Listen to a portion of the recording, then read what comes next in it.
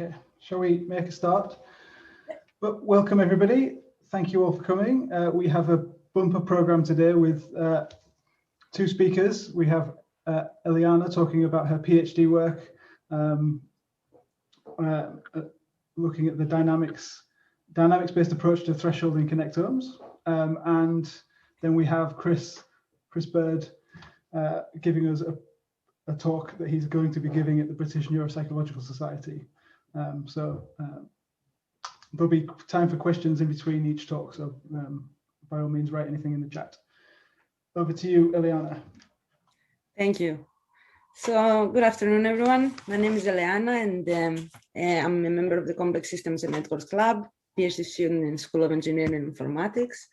My supervisors are Professor Luc Bertus and Dr. Simon Farmer from UCLH.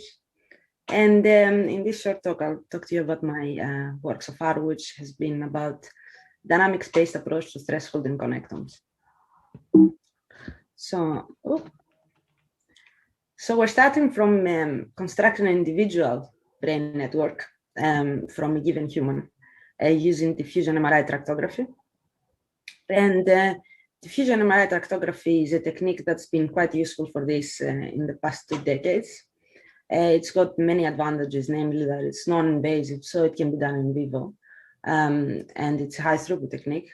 And it relies on the, it's sensitive to the direction of diffusion of water molecules in tissues. And the tissues in the brain impose a specific orientation on the diffusion of water molecules, and this is the information that diffusion MRI uses to then construct a brain network through certain fiber tracking algorithms, which is called tractography. So from diffusion MRI, you go to tractography, and then you get an individual brain network, which is essentially an adjacency matrix that describes the connections between different brain regions. So here it's an example of a binary connectome, which basically just shows the existence or non-existence of connections between regions, zeros and ones. So after we get our individual brain network, we want to construct a group connectome, a group network, which is a blueprint or a template brain corresponding to a group of individuals. And now, why would we want to do that? So for many different reasons, really, and it's done quite commonly in the literature. So one of the reasons is to identify differences between groups. So for example, a diseased group and a healthy group. Another very common reason is to uncover universal brain organizational principles that hold true amongst the brain in general. And this has been done quite a lot as well.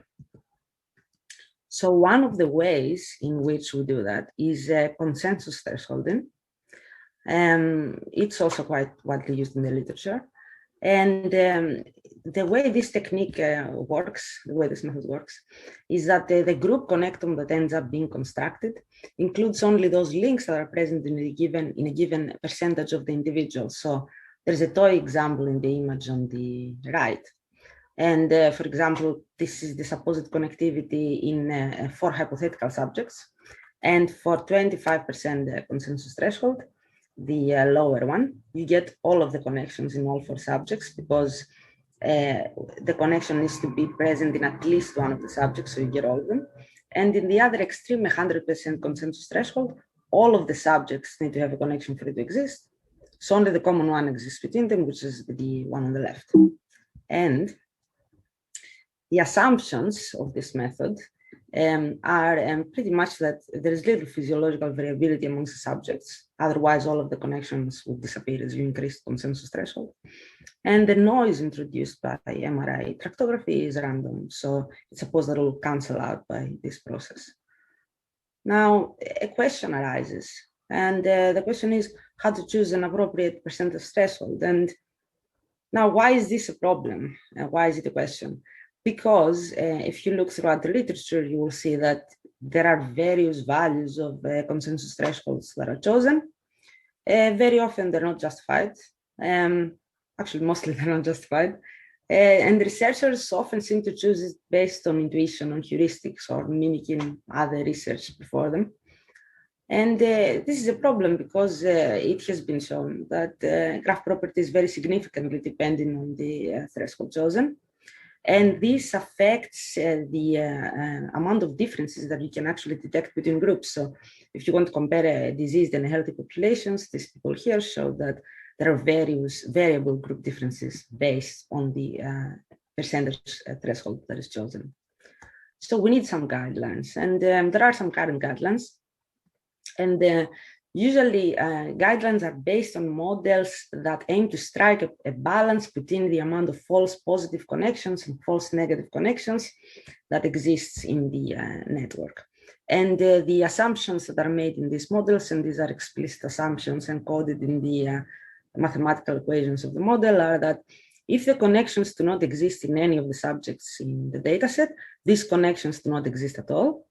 And if the connections exist in all of the subjects, they definitely exist in the real brain. And the conclusion comes that thresholds should be chosen between 30 and 90%, with 60% being a suitable setting. This is what these authors said.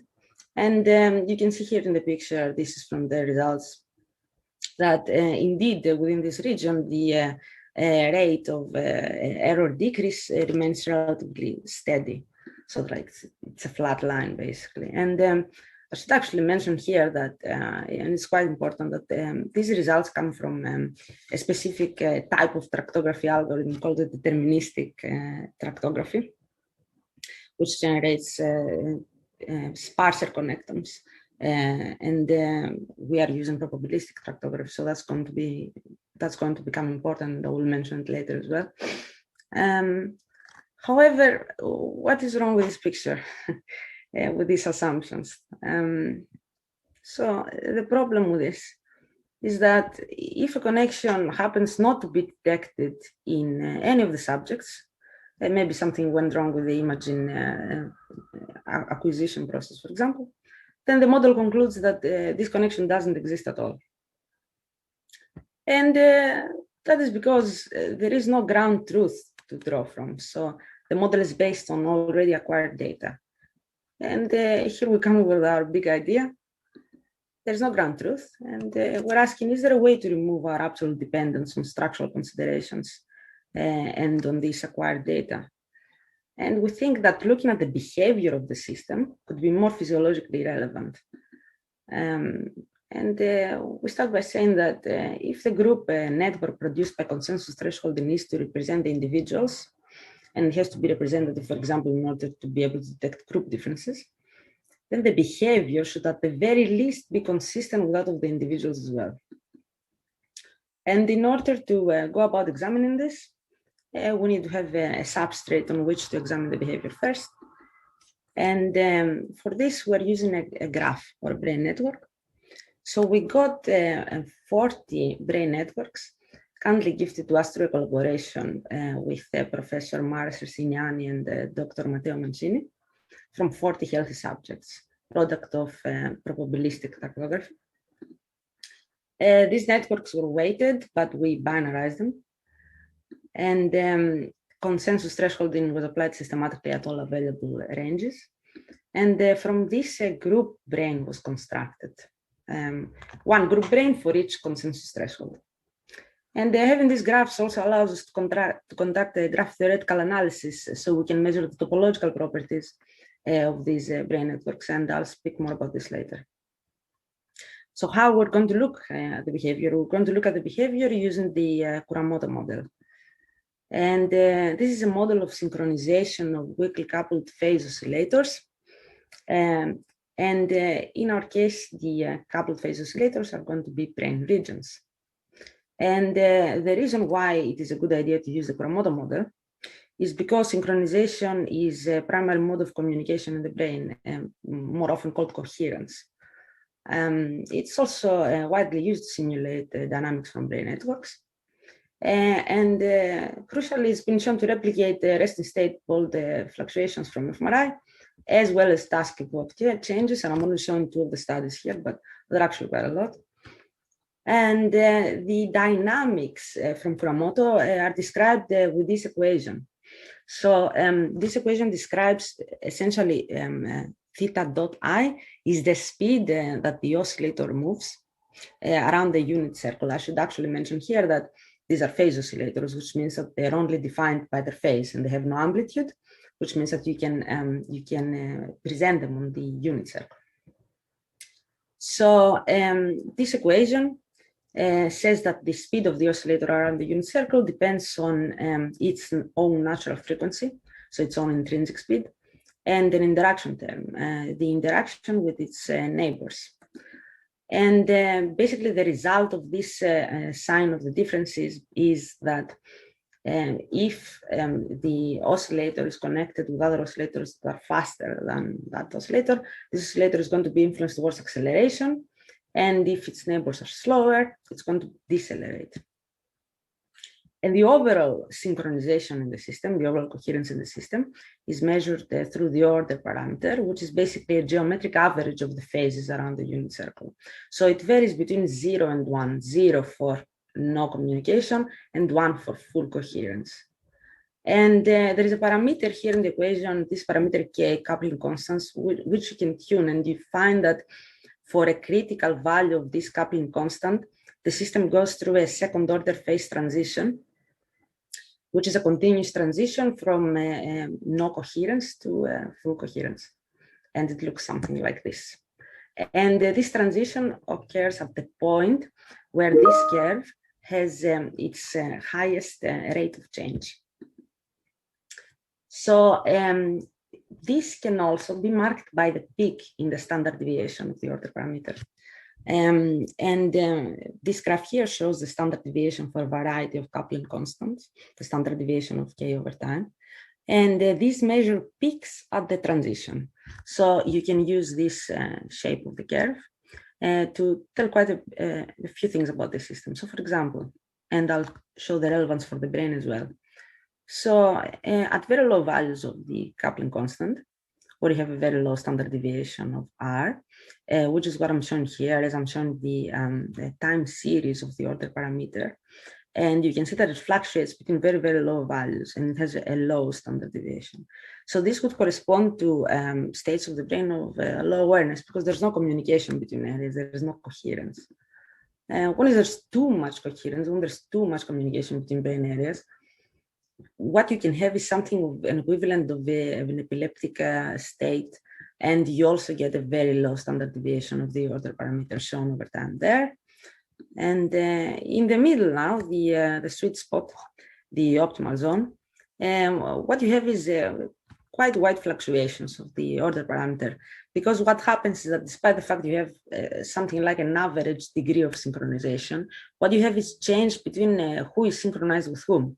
So you are there, for example, when you're actually doing something and you're doing a task that requires multiple brain regions to be activated and multiple relationships to change between the parts of the brain.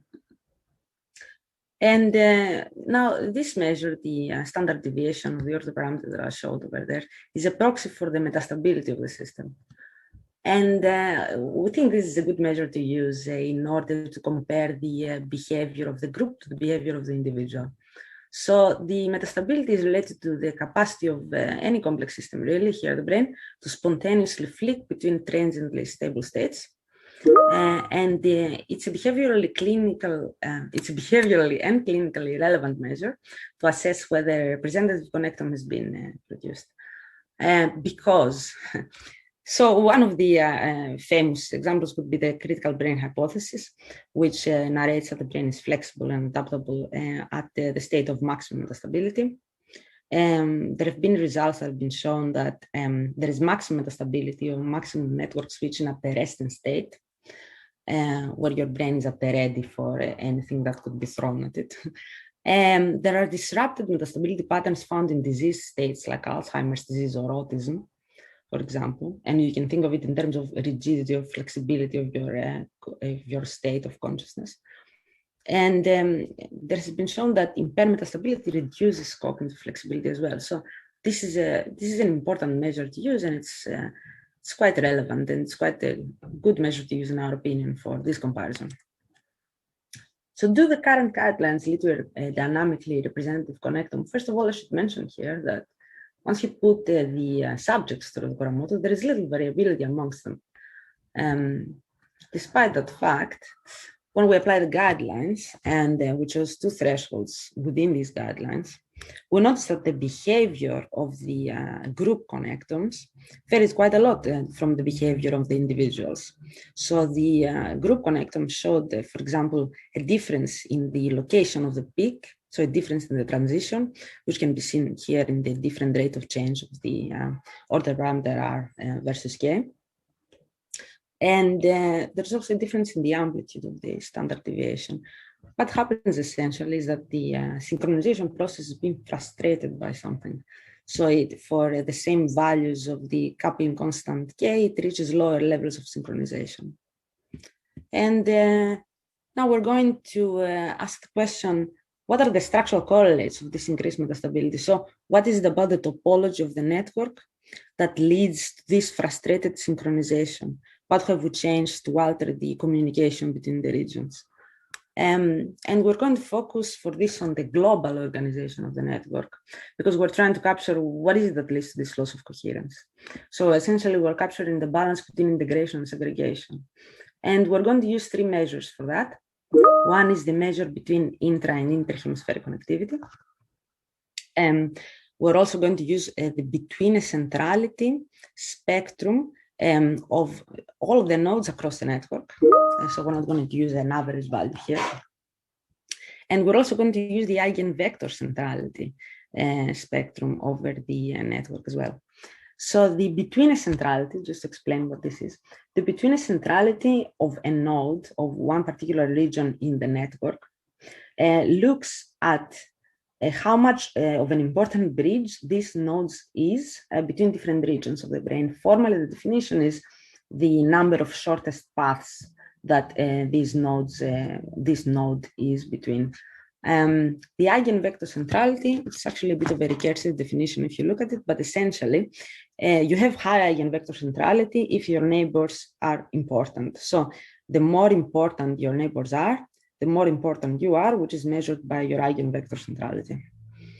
So this is a bit of a, so between centrality could be seen as a measure of segregation because, bridge formation between segregated areas, and we'll see that in more detail later.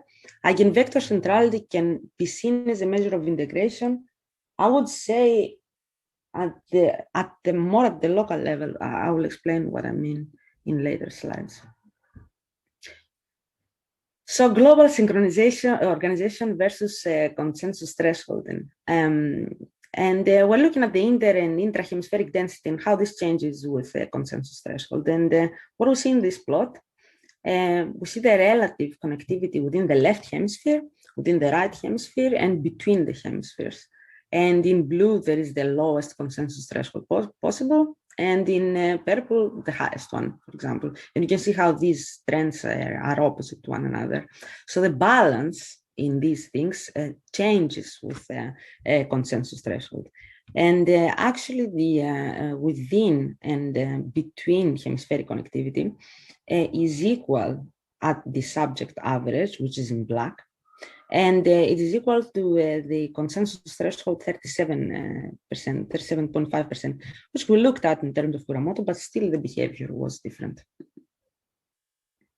So when it comes to between centrality, what we see is that with increasing consensus threshold, and again in purple we have here the highest consensus threshold, and in red we have one of the thresholds we examined, 87.5, which is within the recommended guidelines. With increasing consensus threshold, certain nodes increase in terms of their importance as bridges. So this hints to the fact that if all of a sudden these nodes become very important bridges, it means that all of the rest of the bridges, all of the rest of the paths have been dropped. So this points towards an increasing segregation tendency in the network. Now the eigenvector centrality, so you also have an increased peakedness of this signal, I would say. So in the lowest consensus threshold, you have a bit of a flattening of things. So all of the nodes seem to be somewhat equal. But as you increase the consensus threshold, you have some nodes that gain a higher eigenvector centrality compared to the others, which means that these nodes are connected to equally important nodes. And I think it's maybe it's not very straightforward to interpret, but I think that this means that there is an integration between particular nodes in the network that is stronger than the integration between other nodes in the network. And what have we learned? Actually finished that almost. Anyway, so 9 minutes left. 9 minutes left, yeah. I timed myself. So, this is the summary. So people are going to have more time for questions. Hooray. So 1, connectomes obtained during the current guidelines are not dynamically representative, despite little variability amongst individuals. And we're asking why that is. And we're looking at the structural correlates of that, and we find that the network structure fundamentally changes with the increase in consensus threshold. That consensus threshold alters the balance between intra and interhemispheric connectivity. The trends in between centralities show a trend of overall segregation of brain areas. And the eigenvector centrality spectrum hints at the integration between particular nodes. And even when choosing a percentage consensus threshold that matches the subject's average, we still get a different behavior, which kind of says that Kuramoto is sensitive to something that our measures of graph theory cannot, our particular measures of graph theory that we have used right now cannot detect as accurately. And I think the reason is that noise. So there's this assumption in consensus thresholding that's quite implicit in a way. But basically what we're doing by choosing the connections only in a certain percentage of subjects, what we're doing is that we're hoping that the connections that are false positives will drop. So we think that the noise will cancel out in a way. However, the noise is not random, and we know that the noise is not random because tractography has a bias against long-range connections, which means that it finds it harder to detect. And there's also a bias towards short-range connections to be found close to hubs. And these are going to be found in different locations for different subjects. So eventually, when you get the consensus threshold, the group connectome, you're going to end up most likely with more short-range connections around the important nodes. So high consensus threshold will lead to an overpopulation with a lot of links that may be meaningless, and low consensus threshold will drop important integratory links. And actually, I'm realizing here that it should be the other way around. So low and high the other way around. But essentially, I mean that high consensus threshold drops important integratory links. So the more stringent you are, the more links you drop, obviously. So open questions. Can a dynamically representative connectome be constructed from a set of individual brains? Because so far we seem not to be able to do this.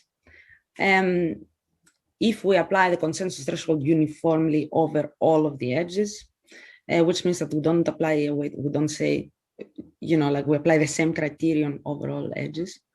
But can we use a method of thresholding that takes into account the non-randomness of the noise in tractography? Can we model that noise so we can test hypotheses?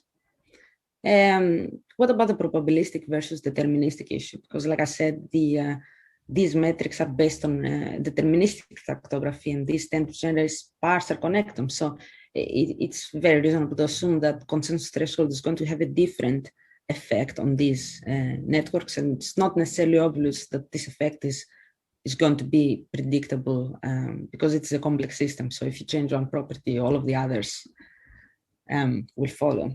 And I want to say that I'm very interested in hearing from people working in tractography as well, because it's good to have knowledge from people that are working within the field and take into account things that they know. And thank you very much for your time. That's it. Thank you very much, Liana. Thank you. Does anybody have any questions?